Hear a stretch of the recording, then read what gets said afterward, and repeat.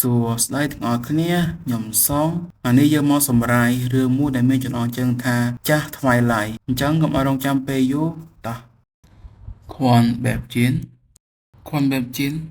តើអ្នកនៅទីនេះដោយសារតែអ្នករងរបួសមែនទេក្លៀននោះថៃកាបានចាក់ចេញទៅហើយមានរឿងអ្វីជាមួយគាត់តើគាត់គិតថាហ្វុនបែបជៀននឹងធ្វើអ្វីមួយចំពោះខ្ញុំទេខ្ញុំមិនអាចនិយាយបានថារូបរាងរបស់គាត់បង្ហាញផ្ទុយពីនេះទេហេតុអ្វីបានជាគាត់មកការិយាល័យគ្លៀននោះថៃកាតើគាត់ពិតជាមិននៅទីនេះទេព្រោះគាត់ព្រួយបារម្ភអំពីខ្ញុំគ្មានវិធីណាដែលគាត់នឹងព្រួយបារម្ភនោះទេ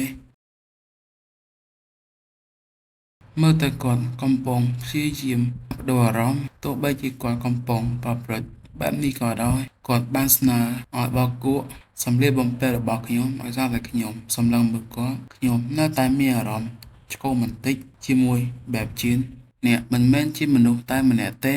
ហើយអ្វីបានជាគាត់លេបថ្នាំតើគាត់ឈឺមែនទេខ្ញុំនឹងសួរគាត់ពេលក្រោយពេលខ្ញុំជួបគាត់អូជុនយ៉ងខ្ញុំនឹងដើរជួបអ្នកទៅផ្ទះជាមួយគ្នាមិនអីទេខ្ញុំសោកសប្បាយទេដូច្នេះកុំប្រកាន់ខ្ញុំអីខ្ញុំមិនចង់ឲ្យនរណាម្នាក់ដឹងអំពីស្ថានភាពនៅផ្ទះរបស់ខ្ញុំទេវាហាក់ដូចជាខ្វះបែបជិនមិនទាន់មកដល់នៅឡើយទេខ្ញុំគ្មានកម្លាំងសូម្បីតែមួយខ្ញុំនៅតែត្រូវសិក្សាទោះបីជាស្ថានភាពរបស់ខ្ញុំ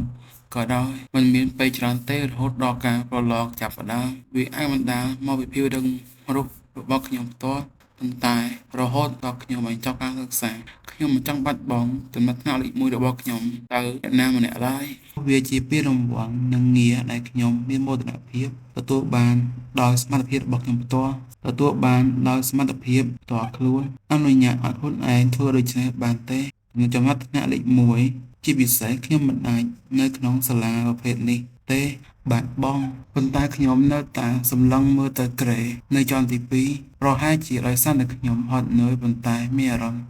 ចង់គេងនៅតែស្ថិតក្នុងចិត្តខ្ញុំជានិច្ចហើយវាមានអារម្មណ៍ដូចជាគ្រុនក្តៅបន្តិចកំពុងត្រឡប់មកវិញខ្ញុំគិតថាបើខ្ញុំគេងមួយសន្ទុះទៀត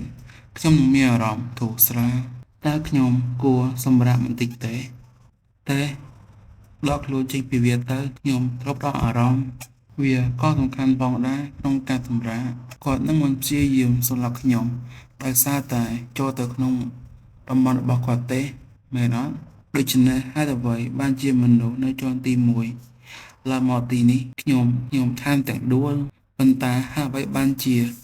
គាត់ស្រាប់តែលេចមុខមកបែបនោះហើយធ្វើឲ្យខ្ញុំខ្មាស់អៀនតើគាត់គិតយ៉ាងណាពេលឃើញខ្ញុំនឹង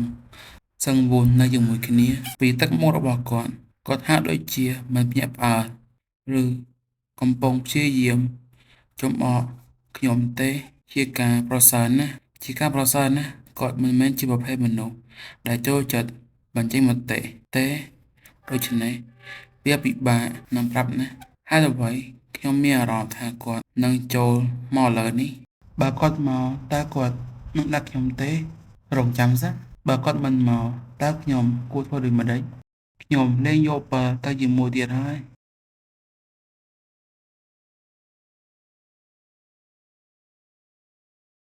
យូជុនយ៉ងခွန်បែបជៀនខ្ញុំបាននិយាយថាទៅឲ្យឆ្ងាយហេពីដាននេះអ្នកហេតុអីបានជាអ្នកចាប់ខ្ញុំបែបនេះតើអ្នកគិតថាខ្ញុំអាចប្រាប់បានថាជាអ្នកទេខ្ញុំគិតថាអ្នកជាមនុស្សចង្រៃម្នាក់ដែលបានលួចចូលផ្ទះហ្នឹងណាតើអ្នកណាទៀតនឹងមកទីនេះក្រៅពីពួកយើងអ្នកគួរតែរំពឹងថាខ្ញុំនៅទីនេះយ៉ាប់ហ្មងតើអ្នកកំពុងលេងសើចនឹងខ្ញុំមែនទេតែមកធ្វើអ្វីនៅទីនេះតើអ្នកដឹងទេថាមកប្រហែលហើយដឹងទេតើខ្ញុំអាចដឹងដល់របៀបណាខ្ញុំទៅតែភ្ញាក់ពីគេងដែរណាម៉ោង2រំលោះទៀតហើយ What អ្នកមិនគួរនៅទីនេះនៅម៉ោងនេះទេយ៉ាងហោចណាស់អ្នកគួរតែចាក់សោទ្វារប្រសិនបើអ្នកនៅខ្ញុំគេងយូរម្ល៉េះអ្នកបានដេកនៅទីនេះដោយគ្មានការភ័យខ្លាចអ្វីទាំងអស់តើនាងឈួតមែនទេតើនាងជាមនុស្សងងមែនទេតើខ្ញុំអាចចាក់សោទ្វារដល់របៀបណាពេលខ្ញុំនៅខាងក្នុងនេះបើដូច្នោះមែនអ្នកគួរតែគេងនៅផ្ទះនាងទៅផ្ទះនាងទៅហើយអ្វីបានជានាងរញ៉េរញ៉ៃម្ល៉េះពេលនាងនៅទីនេះ ពេលនេះអ្នកបាននិយាយថាវាម៉ោង2ទៀបភ្លឺហើយណាអឺជាន់ទី2មិនមែនជាតំបន់របស់អ្នកទេមានរឿងអ្វីជាមួយតំបន់របស់អ្នកបរបរតំបន់របស់ខ្ញុំគ្រាន់តែប្រើរបស់ដែលមាននៅក្នុងផ្ទះក្បាលខ្ញុំស្ទើរតែស្លាប់ហើយរាងកាយខ្ញុំមានអារម្មណ៍ដូចជាវាជិតស្លាប់ហើយមានក្រេទទេមួយដែលគ្មានអ្នកនៅលើវានោះហើយជាមូលហេតុដែលខ្ញុំដេកនៅទីនេះខ្ញុំបានប្រព្រឹត្តអំពើបាបធ្ងន់ធ្ងរខ្ញុំមិនមានស្ថានភាពផ្លូវចិត្តត្រឹមត្រូវទេព្រោះខ្ញុំមានអារម្មណ៍ឈឺចាប់ស្បែកចិត្តឥឡូវនេះអូយក្បាលខ្ញុំខ្ញុំនឹងចាកចេញហើយដូច្នេះសូមប្រើប្រាស់ក្រេរបស់អ្នកតាមចិត្តរបស់អ្នកចុះវាយឺតហើយខ្ញុំនឹងទៅជាមួយអ្នក